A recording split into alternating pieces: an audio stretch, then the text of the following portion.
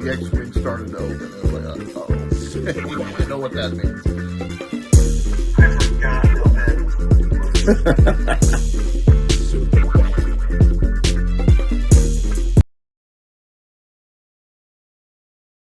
Ladies and gentlemen, welcome to a podcast named Tim, a father and son movie review podcast available everywhere podcasts are.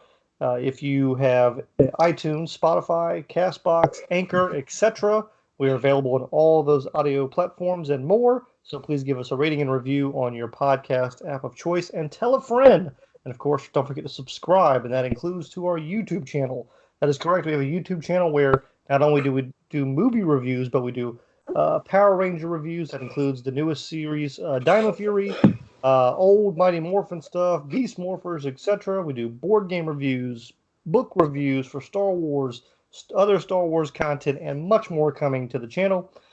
So check us out. Again, that's Podcast Named Tim. We have a website, podcastnamedtim.com, where you can check out every movie we've ever watched and go directly to an episode if you want to listen to those that episode. And Facebook, Twitter, Instagram, Podcast Named Tim. I'm Zach. Dad, how are you today, good sir? I'm doing fantastic. I didn't know we were still doing this until you called me a minute ago and said we're doing this. Yeah, we've been doing the podcast, 2.5 years now, roughly. And I'm still waiting on my check. Still waiting on that check, yeah. And now it'll be more because minimum wage went up. So I expect, Yeah. So you got 2.5. Well, you're an independent contractor, sir. So screwed again. Yeah.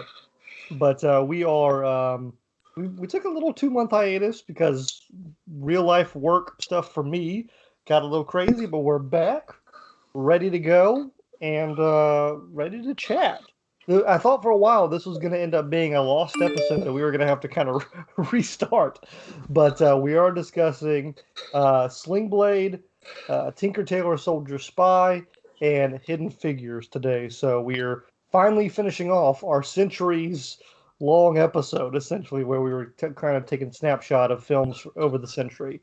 So we're finally ending that. Oh, yeah.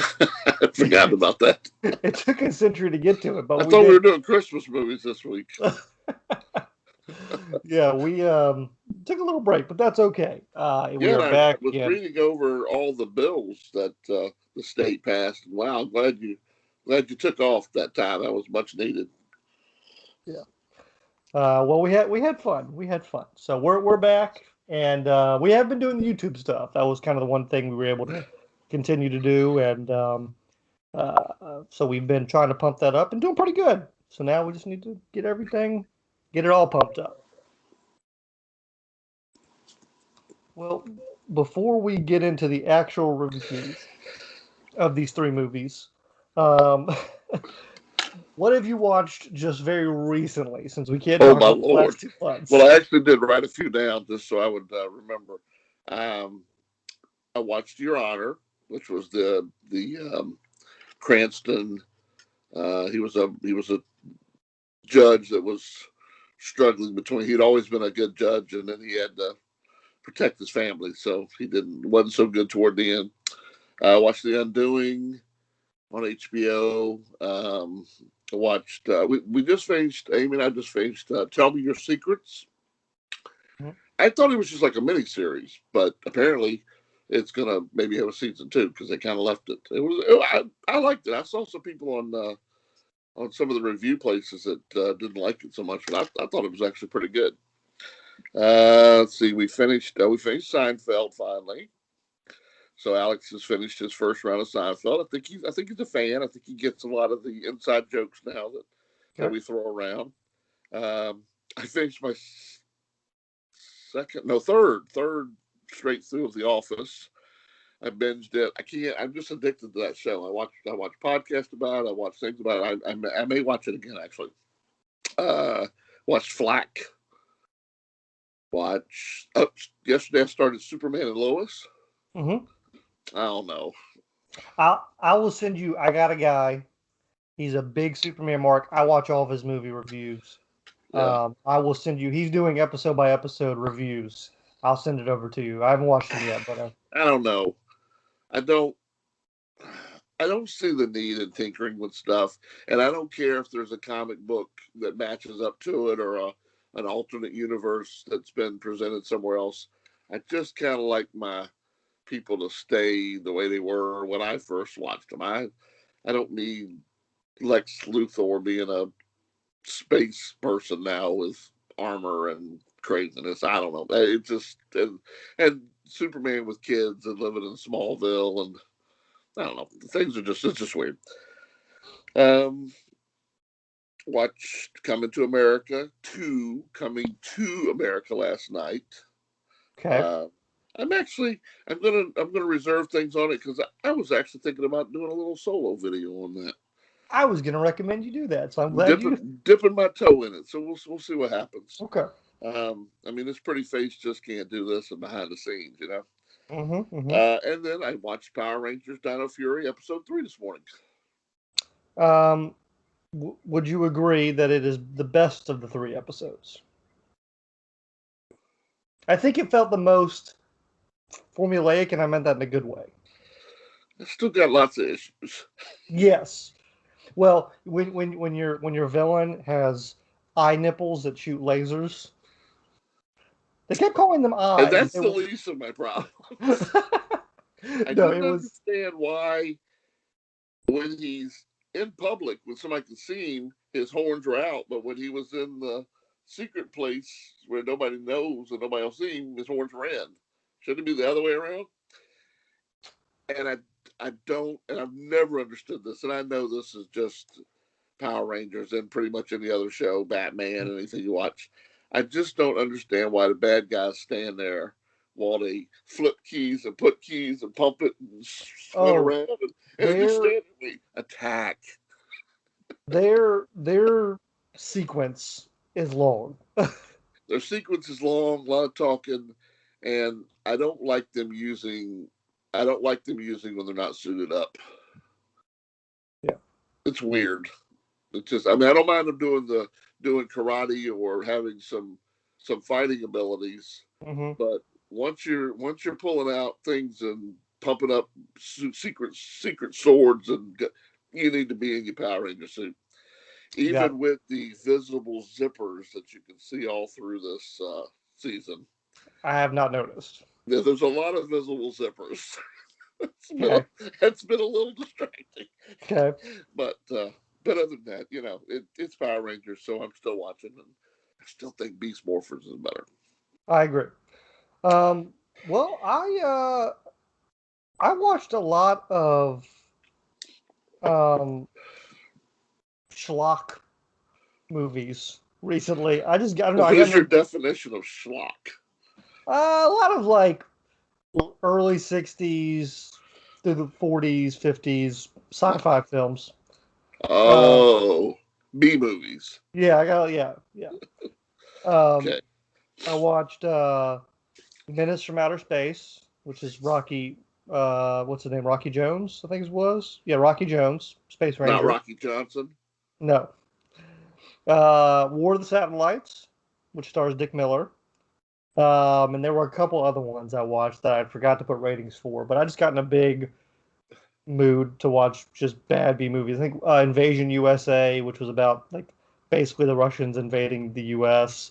and some other things. And then I watched Raya and the Last Dragon. I'm also going to be doing a YouTube video on that, but I will just say I really enjoyed it. I thought that the world they created was fascinating and interesting. Some of the humor didn't land, and some of the characters, here and there, certainly predictable, certainly formulaic, but just the world that they created, to me, was worth the price of admission. Early things I've seen, people liked it. So yeah. It's like, well, good, because last couple Disney things have been pretty. Hey, and I know something I totally forgot. I've been watching Forged in Fire. Oh, love Forged in Fire. That is a great show. I never thought that would be, seeing a bunch of dirty bearded guys pounding on steel. I never thought would interest me at all. But maybe, and I'm not a competitive person, so I don't think it's the competition. But I am enjoying it. I like it. And we watched. Speaking of Rocky Johnson, we watched Young Rock. And how was that? I'm not liking it so far. It's Oh, okay. It's yeah. nostalgic. I like seeing. I mean, last week had Ric Flair and Roddy Piper, and the week before Andre and Macho Man and all. So I don't know. It's kind of weird. Oh, and then we watched the Keenan show. No. No, and I love Keenan. I was really hoping he was going to hit it out the ball. I think it's time for him to get one and really expand. But this ain't it. I'd rather watch Good Burger 4. Nothing wrong with Good Burger. No, Good Burger 1. But by 4, it would probably be horrible. Yeah, probably. No, the acting is god awful. It's so forced. I don't know. It's just not good. Okay. And I should say also watch Tom and Jerry, which we do have a review of on our YouTube channel already. So you can check it out there. Well, let's do this dang thing, man. I don't know if I remember how. Yeah, well, I think you can remember that. You're good at talking. I like the way you talk. And speaking of that, that's going to be our first film, Sling Blade. But before we do that, we're going to take a quick moment to pause and hear a word from our sponsor. So Sling Blade Probably came should out. record and do one of those. Yeah, We're still talking about football.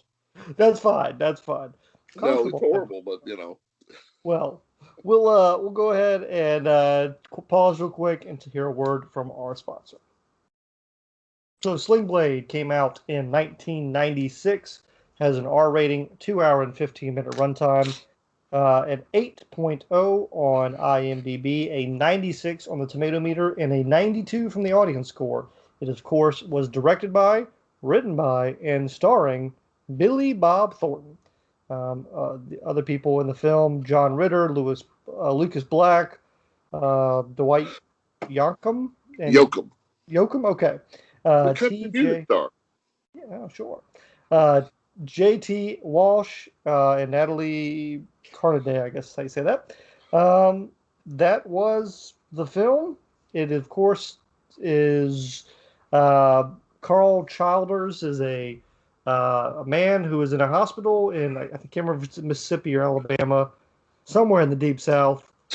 And he was in there for murdering his mother and her lover, and he is released and kind of learns the ways of the world. I guess would be the best way to describe that. This is my first viewing of Sling Blade. I know it is not of yours. What did you think of the most recent viewing?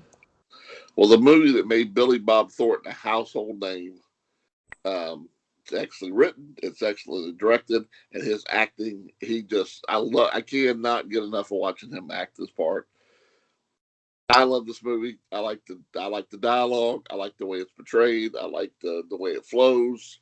The story it's simple. It's nothing nothing crazy. No sci-fi effects. Nothing out of the ordinary. You just got a mentally challenged individual who's doing the best he can with the faculties that he got, which is not very good for humans because he's just out there. But everyone in it, I think, played a good part. Even Dwight Yoakam, I can't believe you don't know him. He's a big country star. Oh, yes. But yeah, I love this movie. That's why I picked it. I've been wanting to pick it for a couple of years now. It was really good.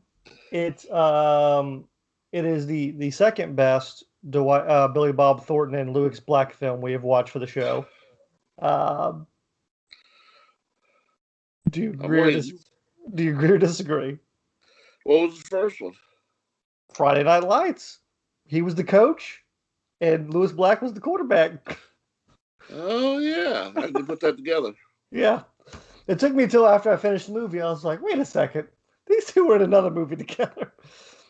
I'm gonna say this is better than Friday Night Lights. Okay. Friday Night Lights is better because of the football. I get why you would say that, but I think this one is a better story-driven. I like Friday Night Lights. I like the show better than I did the movie, actually. So, but no, I really, really enjoyed this movie. I will say there are some negatives, but before I get to those, I thought he did very well. Good performance. Like you said, you knew what you were going to get into. You knew where this was going. Well, yeah. You knew what the end of the movie was going to be, which was fine. It was an interesting journey. I thought it was a little long, and There's a few things could have been cut. it definitely dragged a little bit here and there. I understand why, but it definitely dragged a little bit. I don't know, and maybe you can agree or disagree with this. I don't know if this movie would be made today. Ooh, you know, And here's it why. didn't necessarily make fun of his disability. I don't know. That would be. It's a shame that it wouldn't be, because it is, well done. I think it still would be, but Well, I don't know. the reason I don't think it would be is, and you could change this part or alter it. The main thing that my antenna poked up as far as dealing with what the modern culture is when there was a heavy reliance on calling him the R word, which I Right. know is not allowed now. But in 1996, people threw it around. That's what they said. And I understand that they are not doing it they're showing that these people are bad by doing that. But Right.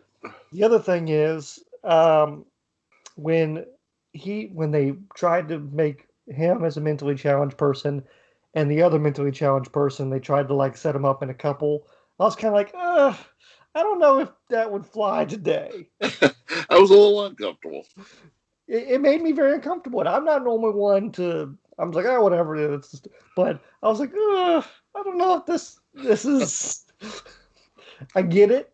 It's the Deep South and this time period, and it was a movie. And I understood what they were. I understood in their mind as characters, they were not trying to be mean. Right. But It is what it is. yeah, It was a damn fine movie. it was good. Lucas Excellent Black. performance. I'm What not is? sure how off, because Billy Bob Thornton is known to be he's crazy. I mean, the guy's got his OCDs that he has, like orange curtains and antique furniture, and I forgot what else that he's afraid of. He can't go near it, and so I'm not so sure how much of this he drew from his own experiences.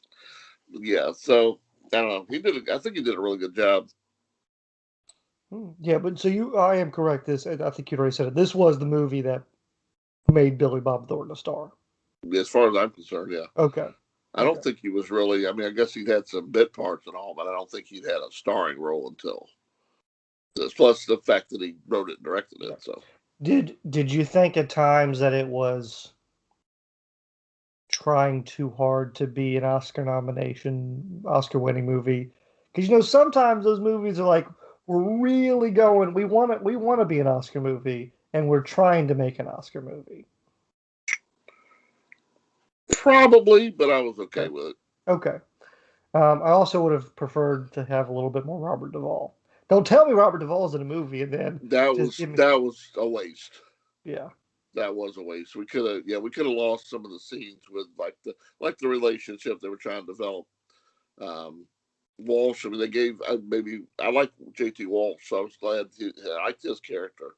But yeah, Robert Duvall definitely had a way smaller part than I would have hoped for. Yeah. And he didn't say anything, really. He had No. like 2 lines. Yeah, they could have stuck anybody in that chair and made him, you know, that was actually kind of a waste. I Yeah. guess it was just maybe it was just somebody he really wanted to work with and wrote that part in just for trying to get him in. Surprised he took it. Wonder how much he made for that role. I'd be curious to find that out. Um, I thought Lucas Black did great in this too. Yeah. I mean, for a child actor, I thought it was a really good performance. It was no Flash, but Flash. Um, wow, I really did not put that together.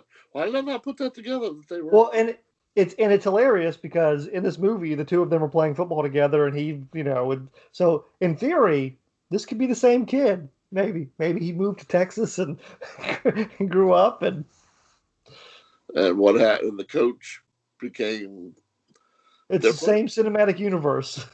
Ah, maybe this was the coach's twin brother Maybe. who was taken out of that life and given a good life. That's right. And he was different. He came up different. That's right. So one of the other brothers would have won the dollar instead of. That's right. So see, it all ties in together. But no, I thought this was good. I guess it was funny. I made the jump from the B movies I was talking to you about, which are an hour and 15 minutes to an hour and 30 minutes max. And so when this was my first toe dip back into real movies, I was like, "Good Lord, this is long." I had forgot it was that long when I assigned it. It wasn't that. It was just the combination of the pace and the length. Right. You can't come out of this movie though without imitating him. Yeah. You can't do it. It's impossible. Every time I hear someone say something about French fried potatoes or whatever, it just wow, there it is. Yeah, it's a very quotable movie. It's got some definite scenes that you can't forget. Yeah, I'm trying to think of the best scene. I mean, the ending's obviously great. When he's just slowly, who would I call? How do I call the police? That was excellent. Um, when he hugs the kid for that final time and tells him he loves him. I mean, that last bit's great. And I liked that it didn't feel like that he went crazy again, or it was the same person. No, he made a conscious decision. It's not like he was in that hospital getting better. He just didn't have any reason or opportunity to do what he did. So he just, he was never gonna. It's not like you could ever cure him. He just took care of business. I don't think he was crazy. He had a very. That's probably the wrong word. Yeah, he had a very specific moral code. Yes. And he was doing what he needed to do to protect that boy and his mama. There you go. Because he knew that she was never going to leave him. He was a hero. He was a hero. I think so. I agree. I'll argue that with anyone. He was a hero. Absolutely. Yes. We need more people like that out there. Yeah. Well, I enjoyed it, and I did not know what a Sling Blade was. I'd seen the title forever. I did not know what that meant or what that was. No, I just. Gotcha. So I was never knew really what the movie was about. I knew Billy Bob Thornton was in it. That was about it. Go. So, all right, well, we'll go ahead and hop to our next film, which is Tinker, Tailor, Soldier, Spy. You may recall. Well, I guess it was technically my pick in some respects, but it was the movie from 2011. That we selected. R rating, 2 hour and 2 minute runtime, a 7.1 on IMDb, a 83 on the tomato meter, a 65 on the audience score. So a bit of a gap there. Directed by, I guess it's Tomas Alfredson, and stars pretty much every British actor you've ever known, except for David Tennant. Is that probably the best way to describe it? I mean, it's pretty much all of them. I mean, it's a lot of them. John Hurt. Who else? Colin Firth. Yeah, Tom Hardy. Just everyone is in this, and of course, mainly stars the big name. Oh, and Benedict Cumberbatch, and then of course Gary Oldman. It is it's based on a famous novel. Spy novel about the Cold War, and basically in the British version of the CIA, there is a mole, and a recently retired agent has to kind of find out who is feeding the evil Russians the info, who is telling them what's up, and that's the book, that's the movie, that's the story. I had never seen this. Had you ever seen Tinker, Tailor, Soldier, Spy? I had not. And what did you think? it was for those at home who do not have video cues. He said it was a sign that said Z Z Z Z Z Z Z. I Okay.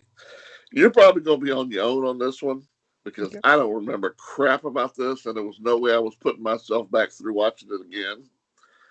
I remember a few things. I remember I hated it. Okay. I remember I couldn't. I just thought it was just a mess. I don't know if the book was good. I don't know if the series in Britain. This was a series in England. Yep. Yep. I don't know if it was good. But this movie, and I love Gary Oldman. I think Gary Oldman is one of the most underrated actors out there. He's fantastic. He can look different every time. He can act different every time. And I love war movies. I came from the Cold War, so Cold War movies were fine. But oh my Lord, there was so many plot holes. I almost thought that I'd missed some of the movie. I didn't like it.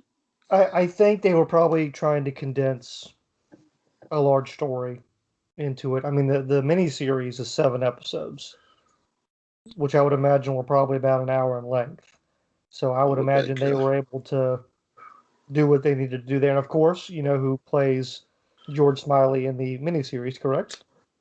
Was it Alec Guinness? It is Sir Alec Guinness. I thought so, yeah. It was actually what he did. It was in his IMDb, his acting credits. It is what he did right after Star Wars.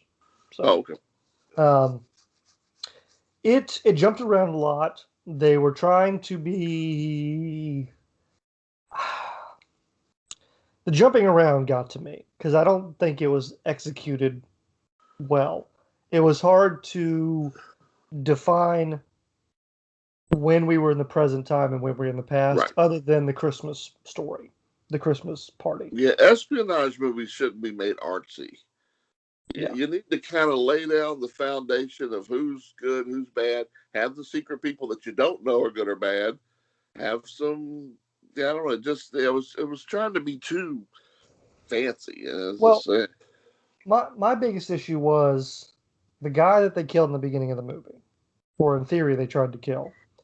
He was on the mission in Hungary. He got killed, but you find out later he's alive. That timeline of him was weird because you thought he was dead, and then later he's alive. So I thought that was before he went on the mission. It just wasn't clear with that. I didn't think a lot was clear. I thought there was some interesting camera work that I enjoyed. Actually, there was a great shot that they did when they were driving. They were driving around, and they did like the back of the car. It kind of looked like a 1940s film shot. I don't know how to describe it. It was like the back of the car, and then you were looking into the car as they were driving in, and you just kind of saw their silhouettes. I really enjoyed that shot. So you watched this last night, didn't you? I did watch this last night. Yeah, I watched this 6 weeks ago. I have no idea what you're talking about. Yeah, it was very minor. It was like 30 seconds. There was another great shot where Tom Hardy is spying on a building that's across the street, and they just kind of had like the windows that you could see what was going on in the different rooms. Right. That was a really good shot. My biggest issue was it's a spy movie where our main spy doesn't do a lot of spy work. Okay. Because if you recall, he's tasked with finding out this mole, and each time he just tells Benedict Cumberbatch to go do stuff for him. He's like, go here, and he was a delegator. Yeah, he delegates everything, and then he just sits around and he thinks about it. It's a lot of him sitting and thinking about how the pieces connect, and then sending Benedict Cumberbatch on to do the actual spy stuff. And that was my biggest issue, is that, and because of that, I didn't feel the tension that the walls were closing in on him, and that the bad guys were getting close to finding out that he was catching on to them. Huh. That was my big. Interesting. And I did appreciate, you probably don't remember, so the whole movie, Colin Firth's character, and was, to me, it sounded like all three of them were kind of bad and feeding information to the Russians. Some of it was we're kind of purposely giving them information because we think it's helping us. Right. And then one of them was just giving them too much on purpose. And that was kind of what separated him. And that was Colin Firth's character. And you find out at the end of the the dark movie, here. yeah. You find out at the end of the movie that throughout the movie, you know he's been sleeping with Gary Oldman's wife. He was? And, yes. But you find out. I think I remember that. The point is, though, at the end of the movie, you find out he wasn't doing it. He was doing it specifically to create a blind spot in Gary Oldman to where he wouldn't think he was the bad guy because all that he would associate with him was fucking his wife. He was basically told by the Russian guy to fuck this guy's wife so that he wouldn't think of him as the villain because that's all he would think about him as. Which I get. That was like a number one or number two out of the playbook of the Russian spy thing was to seduce people's wives and sisters, mothers, and all that. So. And I didn't get Colin Firth's motivation for being helping out the Russians. I didn't understand that at the end of the movie.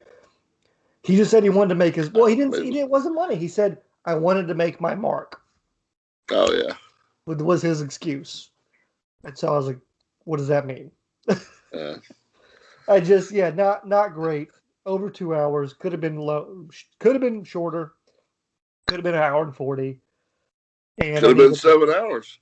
Could have been 7 hours. I've tinkered around about watching that one. I thought about it too after I saw that. I like the idea of some of this movie, and it's got a great cast. Yes, that's what's disappointing. I really thought I was going to be in for a really good spy movie that I surprisingly had never seen because I usually watch those. But yeah, if you're going to watch a British spy movie, just watch The Kingsman, which stars a lot of the same people. Yeah. So. Well, it's even a little. I mean, I wanted one of the old time spies, like I think No Way Out. You ever seen No Way Out? That's a good movie. No, I don't think I have. It's Kevin Costner and maybe Gene Hackman. That's a great cast right there. I don't know. This was just kind of weird, and I don't know if it's just maybe the adaptation was just done strangely. Maybe the book is fantastic. I don't know. I would imagine. Yeah, but anyway. That is our thoughts on that movie. Let's end this centuries long launch or journey we've been on with Hidden Figures, which came out in 2016. PG rating, 2 hour and 7 minute runtime, 7.8 on IMDb, a 93 on the tomato meter, and a 93 from the audience score. I picked this movie because I had never seen it, and the wife wanted to watch it. And also, we are both from Hampton, Virginia, where this movie takes place. So there's actually a plaque of Katherine Johnson in downtown Hampton. Now there is one though.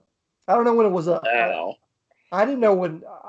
Let's put it this way: I didn't realize it was there until recently. So. I don't know how to ever say her name. Octavia Spencer. No, the other one. Oh. The one that played Catherine. Tarjay Henson? Henson, yeah. Tarjay Henson. Something like that. Janelle Monáe, Kevin Costner, Kristen Dunst, Jim Parsons, Mahershala Ali, I think. I'm going to call him Blade. There you go. Which we did another one of his films. We did, oh crap! Now I can't think of the name, but the movie where he's a homosexual.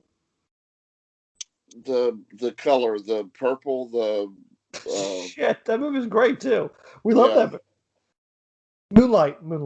There you go. I can see that purple hue around his, but. Yeah. But of course, the movie tells the story of 3 African-American women. It is a biography. It is a drama about that they played a vital role in getting NASA off the ground and into space during, again, the Cold War. So I think you had seen this before. I had not. I'll give you my thoughts. I thought it was good. Um, it you knew what to expect, obviously. I thought it was weird to see Jim Parsons as a heel, but I thought it did a good job. Kevin Costner is no Ed Harris, but he certainly did a good job. Right. I thought all the women did great. I enjoyed seeing the just because we're from there. It was interesting to see. It still to this day baffles the mind that so close to our time that this was still going on. I mean, when they're talking about Hampton High School, which neither one of us went to, but to hear like, oh, Hampton High School, where was right down the street, and we knew all about and played sports against, and was in division, and to hear that they were an all-white school. This in 1961 is fascinating because when you go there now, it's predominantly African American school, and so it's just fascinating. I guess is the way to put it. But what are your thoughts? Well, I'm gonna back up all that because that was my thoughts when we were thinking about this one. Is that it was a shame. I actually lived on a street. I mean, as the crow flies, you could get to NASA in a minute. I mean, it was just straight over. We heard the tunnels, the wind tunnels where they tested those things. We heard that all the time. That was, I mean, that was an everyday occurrence. And I felt that a lot of the schools, the roads are all named after space things, and then you don't know anything about these people. I was taught nothing about these people. I don't know anything about this. Yep. And I was born in 68. So I watched this probably when I was 50, 51, and I'm sitting there with my mouth open going, who are these people? These people lived in my town and did all this cool stuff, and I didn't know anything about them. And it's obvious why. I mean, they had two strikes against them, African American and women. So at that time, they weren't getting any credit. Yep.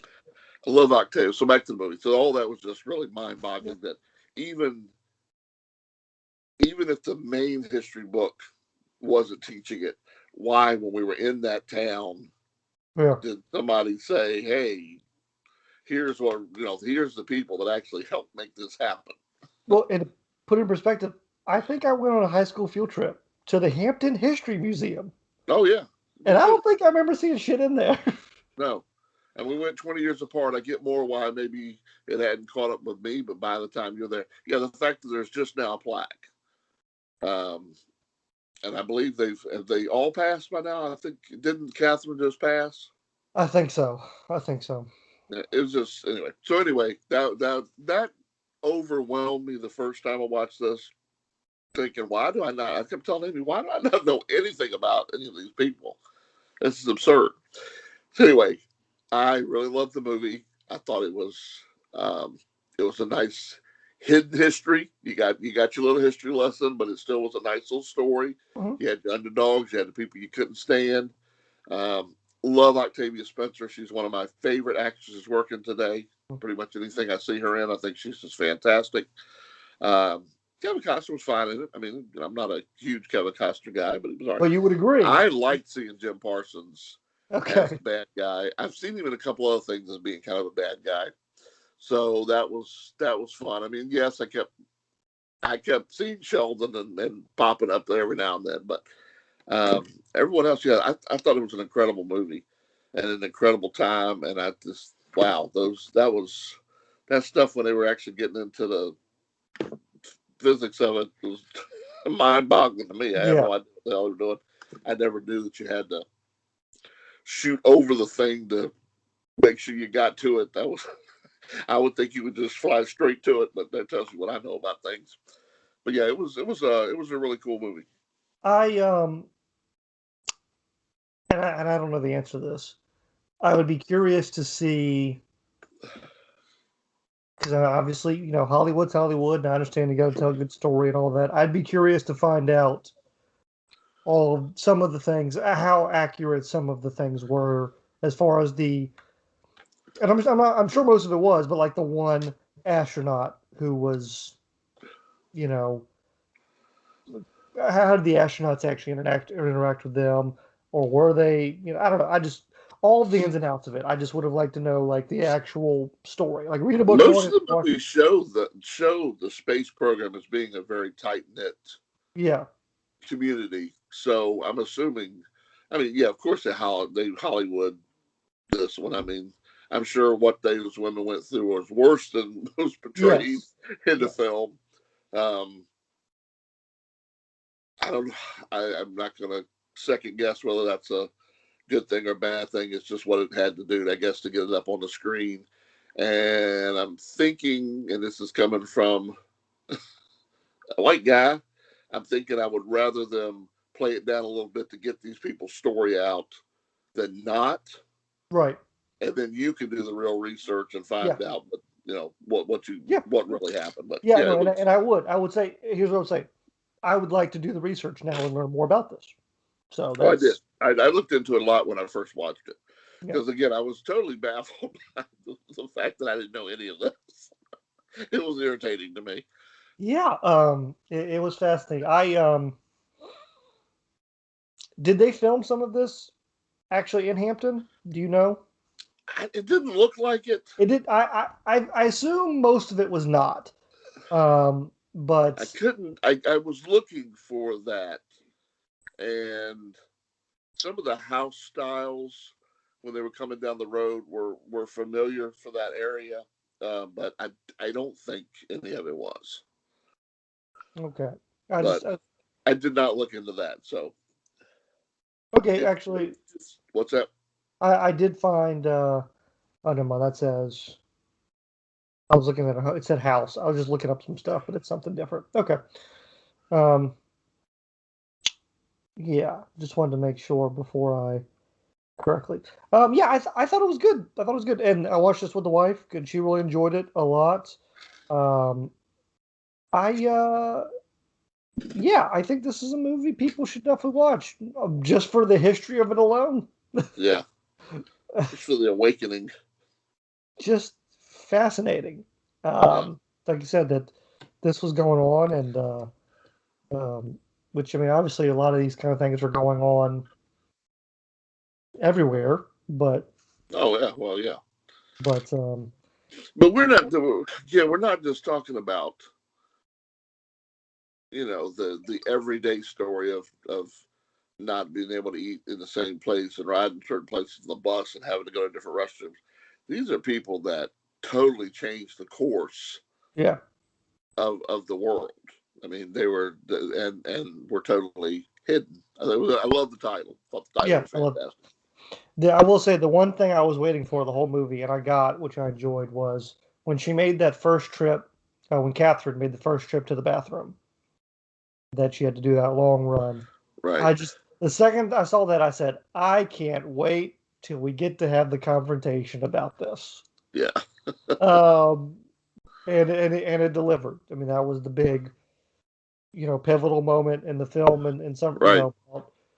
challenging the norms of the day.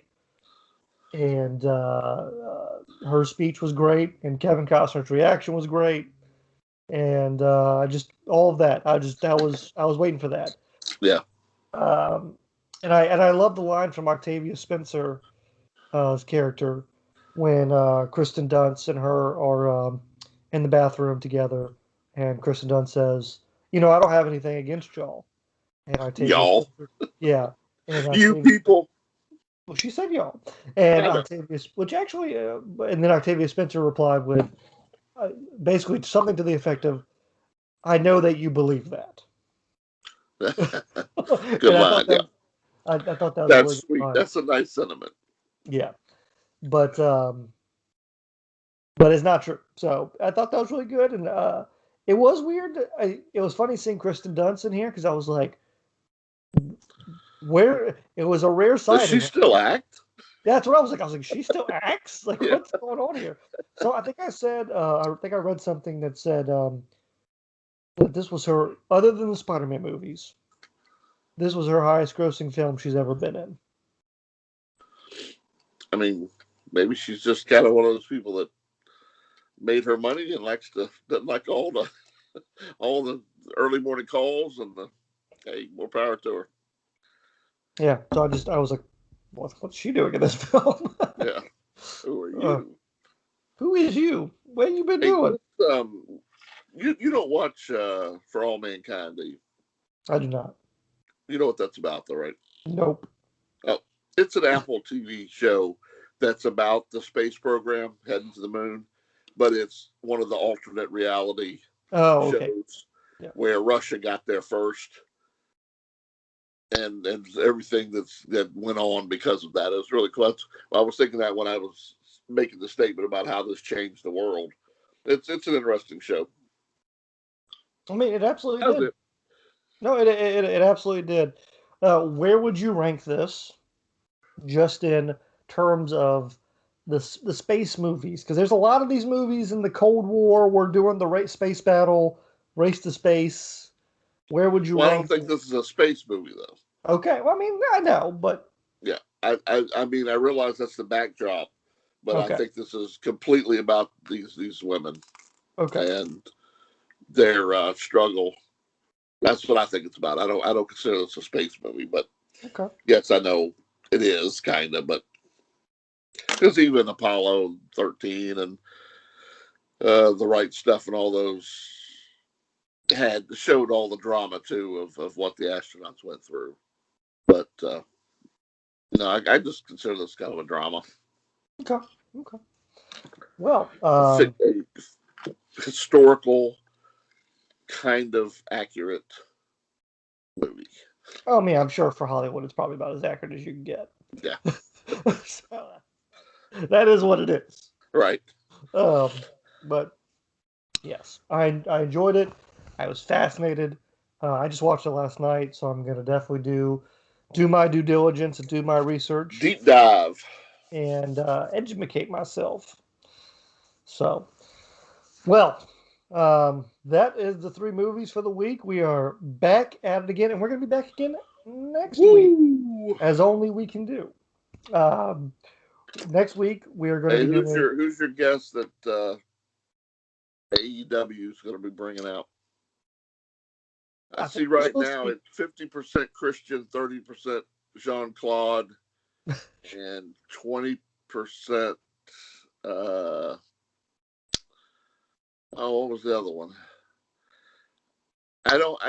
If they had Big Show come out first to announce it, then it's got to be someone bigger. It's got to be a name bigger than Big Show, right? Or you would have done it the other way.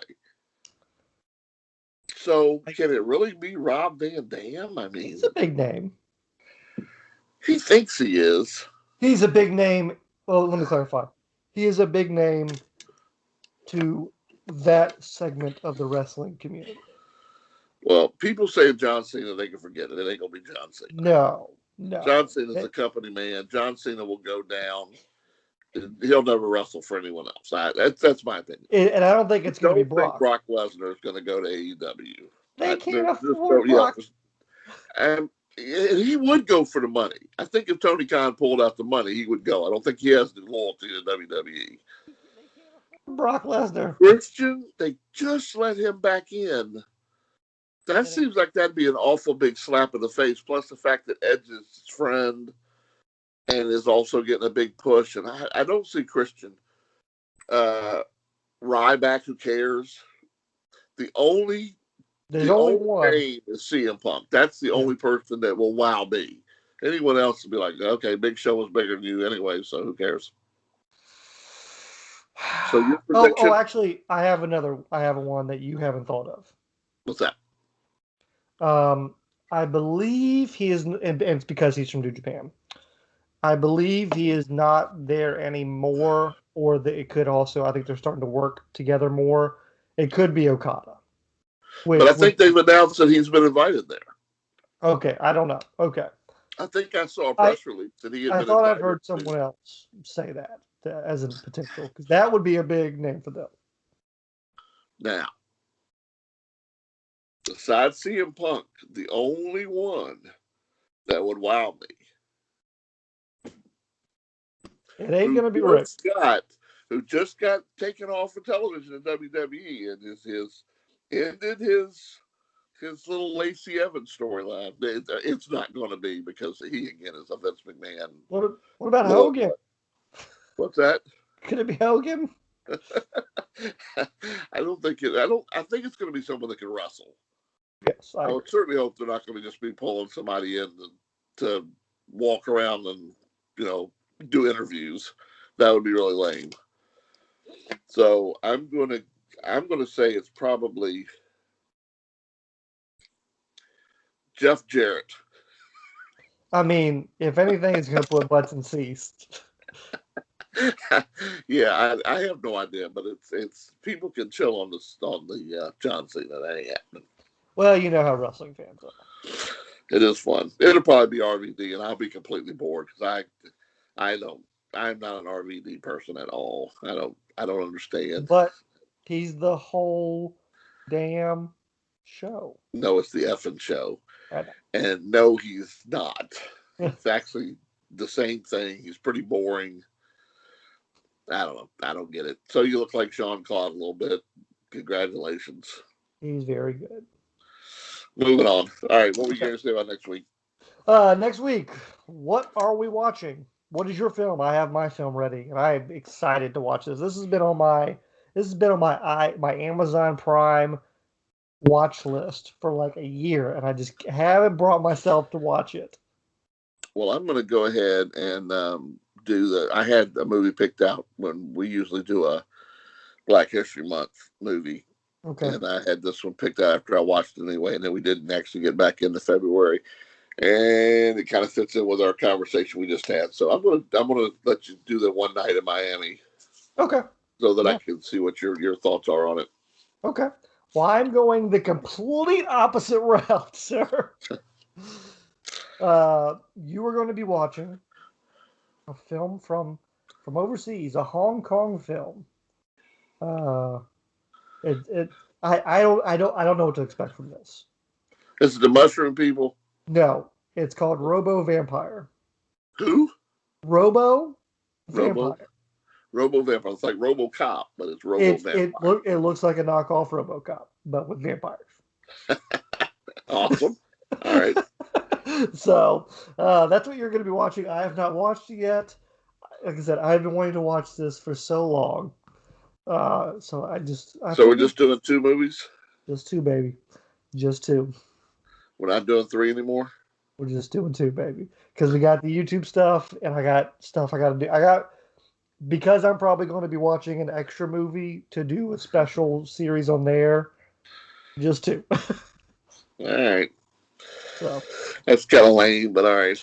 It's what it is. I've already got your next one picked out too. You almost got it this week, but okay. Well, I have some ideas for next week as well too. So, all right. Well, good. That'll be an interesting mix of film. Well, since it's 2 movies, we probably are going to. Are you expecting a deeper dive, or are you expecting a shorter show? I don't know. We'll see. We'll see. What I'm getting paid the same no matter what. Absolutely. So we'll see what happens. But looking forward to chatting about these movies, man. Any other final notes? Be on the lookout for the YouTube. We're going to be launching. I'm going to be doing my review for Fighting Foodons.